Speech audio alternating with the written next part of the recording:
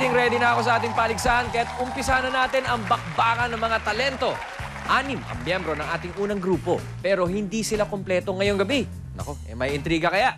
Alamin natin mula sa kanila. Nagsimula po yung group namin 2006 from different groups po. Nag-combine po kami. Tapos we decided to form a group na IPM. Actually ngayon po 12 po kami, pero yung active lang po talaga siguro mga 8 or 6 lang po.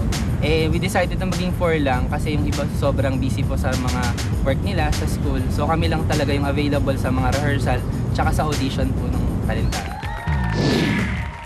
Synchronicity and style and grooves, here's the IPM Dance Icon.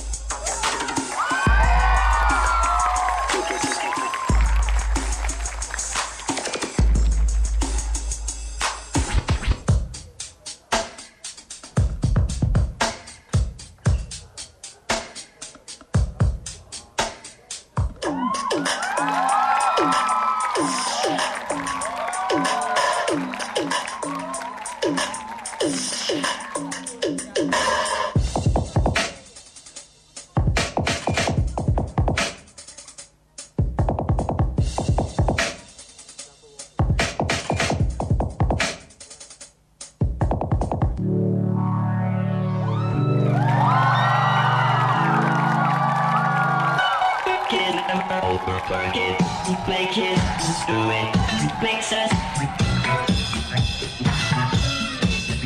older.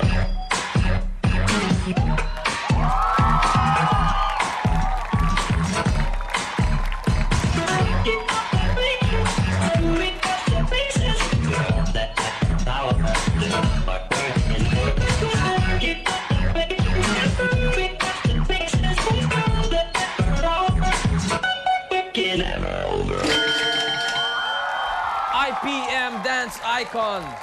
Dito kayo, mga pare ko. Okay, Gladys, what do you think of their performance? Galing! Sobrang galing. Kasi di ba parang ngayon, dami na ring dance groups, pare-pareho yung ginagawa. Ito, iba kasi parang medyo, ang tawag doon? Robotic ba yun ang tawag doon? Robotic. Pero I suggest, yung mas i-sharpen niyo pa yung lock. Yung parang mas magandang gumagano. Galing, galing. Alright, thank you very much, Gladys. G, what do you think? You guys remind me of the Jabberwockies ba? Mga Pinoy din yung iba dyan, Oo, magaling sila. Huli nyo eh. Pero in terms of originality, bring your own style into it. Kasi nakikita ko nga yung parang Jabberwockies nga, di ba? Pero ang galing. Tsaka yung naka-yellow, anong name mo? Jade po. Ewan ko kung dahil naka-yellow ka, pero pansin na pansin ko yung hataw mo. Tsaka controlled. Galing. Galing. Thank you very much, G. Direk, originality was raised by G, and si Gladys ang sinasabi niya sa dami na nga ng dance groups. No? You think ang ating IPM Dance Icon suffered from the same problems ng ating dating mga dance group? I just came from like last month, there was a big street dancing competition, and that was the problem. Kasi karamihan sa kanila, may isang estilo lang. So it's very hard to stick out pag marami kayo at iisa lang yung sinusundan nyo. But I do appreciate na marami silang formation na kakaiba rin. At saka they gave individual moves rather than dyan parati na lang nakasync.